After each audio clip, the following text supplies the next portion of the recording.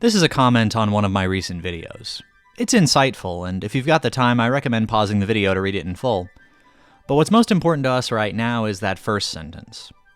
Most single-player games fall apart once you solve the puzzle. That's an understandable point of view to take, I think. And reading that, it made me ask a question. What about a game that doesn't have a puzzle?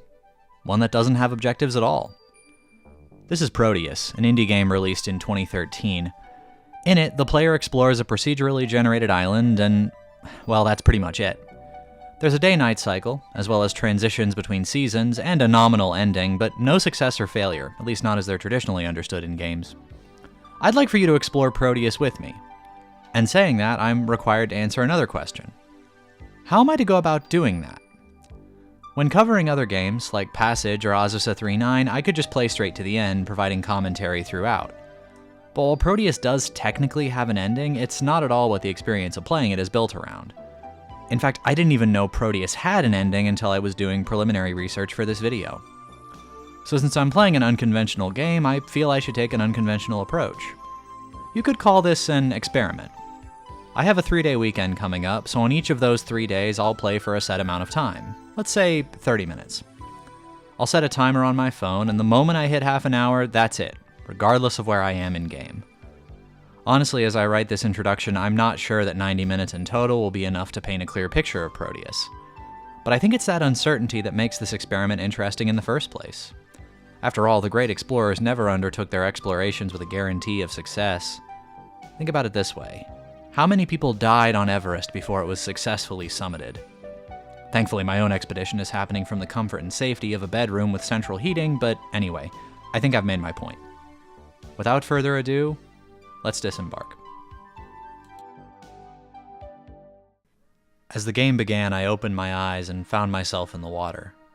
I swam to the nearby shore, passing through some trees and past a road to a snow-capped hill, taking a moment to survey my surroundings before descending again. I chased a frog, or what I think was supposed to be a frog, into some rain clouds. I looked up at the sky and for a moment just let the rain fall onto my face. After a moment, the rain clouds passed, and rather than follow after them, I went a different direction. The sun began to set, darkening the sky, and with it, the rest of the island. I passed by a shack, but there was nobody home. I walked along the shore to get a good look at the sun as it passed below the horizon. With the sun finally set, the moon rose to take its place, and stars began to dot the sky. I looked for high ground to find my bearings again, and after staring at the moon for a pensive moment, I turned my head to find something strange.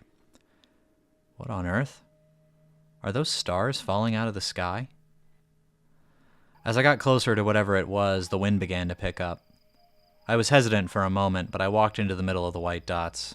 And, well, see for yourself.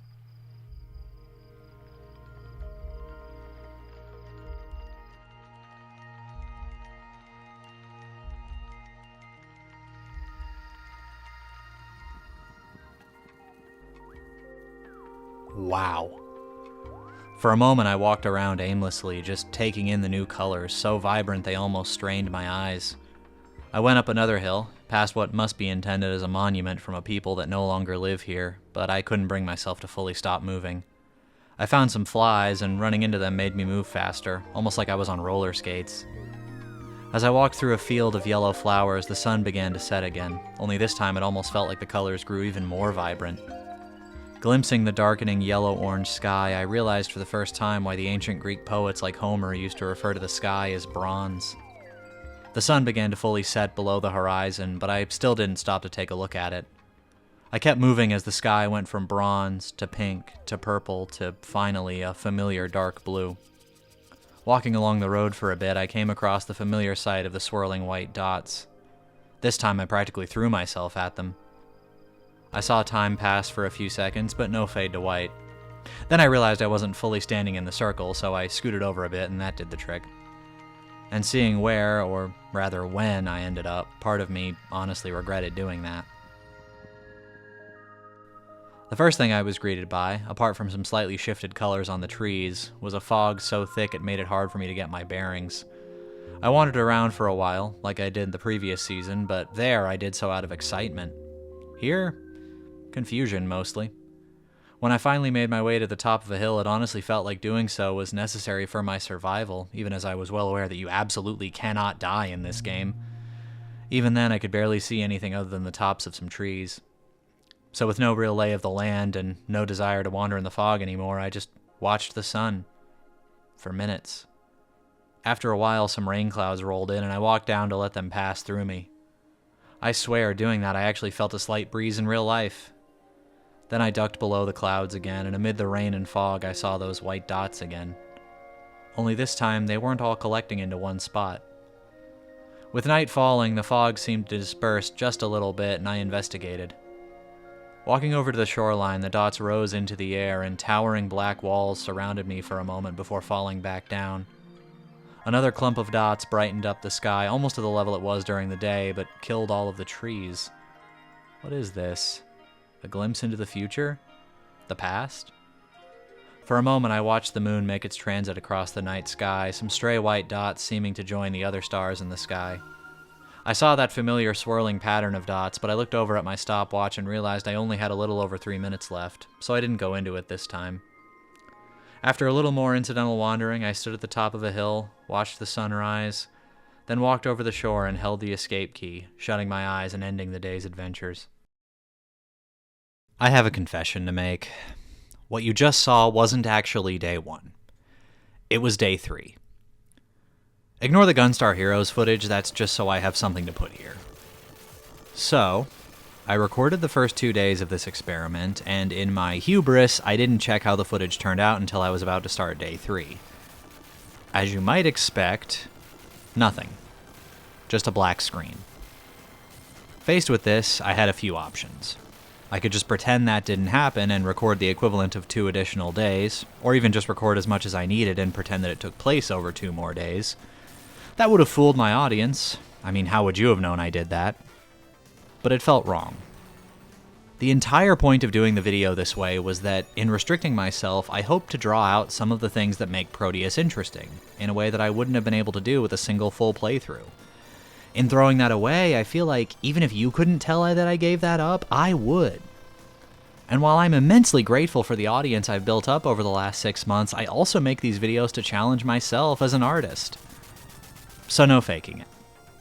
I thought about just explaining what had happened and ending the video after 1 day, but I have a few reasons for not wanting to do that either. For one, it seems lazy. And for another, just because those days weren't recorded properly doesn't mean they didn't happen. I experienced things on those first 2 days that, some way or another, I want to tell you about, even if I can't show you the original footage. So what's my solution? Well, I found it in Nanook of the North. Please bear with me, I know that sounds kind of silly. So, Nanook of the North is a 1922 documentary by Robert J. Flaherty, widely considered to be among the first documentaries ever made, if not the very first. The film purports to document the daily life of an Inuit man named Nanook and his family. I say purports because it's well known that the film was almost entirely fabricated. Like, to the point where Nanook wasn't even the guy's name. As you can imagine, the controversy surrounding that fact has caused no end of discussion in the century since the film was released. And yet, admittedly with some reservation, it's still celebrated. In 1989, it was one of the first 25 inductees into the Library of Congress National Film Registry, and it's still taught in many, many film history classes, even as other, let's call them less than culturally sensitive films are having their place in the canon reconsidered. And there's a big reason for all that. For all his fakery, Flaherty really went to the real Canadian Arctic to film real Inuit. So in spite of everything, it still stands as a vital document of a people it admittedly does not quite accurately depict. In Flaherty's own words, one often has to distort a thing in order to catch its true spirit. This is my attempt at a truthful distortion. I'm trying to make mine in a slightly more ethical way than Flaherty did. For one, I'm telling you about it up front, and I'm not using it to misrepresent a culture I don't belong to. And for the record, I'm well aware that there were less artsy points of reference I could have used for what I'm doing here. I mean, true crime stuff could be said to work in a similar way. But I always like my videos to teach things slightly outside the scope of the main topic, so there you go. You'll learn something new about film history today, whether you wanted to or not. Anyway, without further ado, Here are my recreations of my first 2 days in Proteus.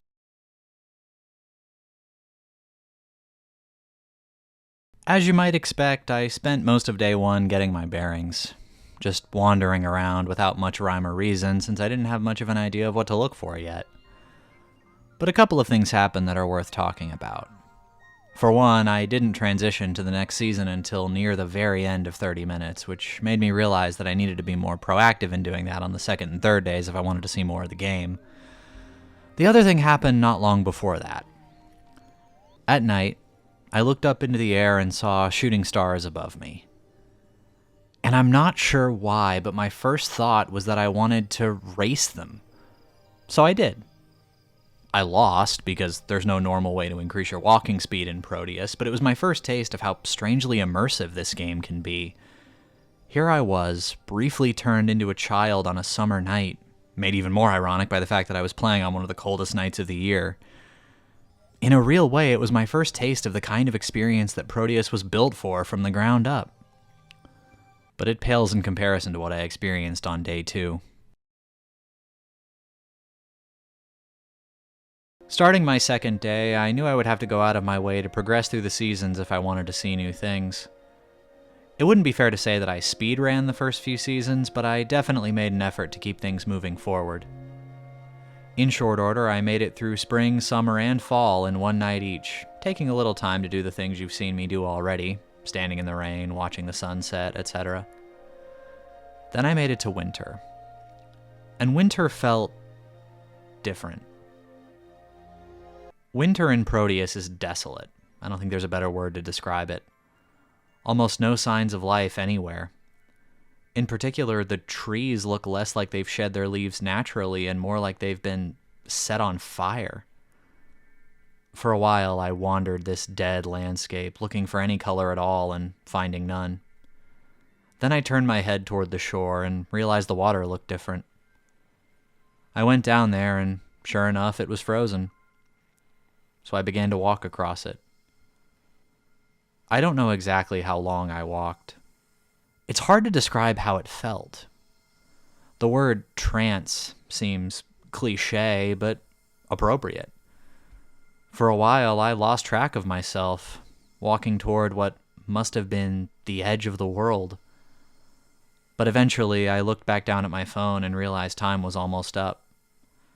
So I did what little walking I had time left to do, then shut my eyes. I'll never know if there was something else out there or not, if I was on the cusp of some great discovery out on the ice. I thought about trying again on day 3, but thought better of it. It felt appropriate, somehow, to leave things that way.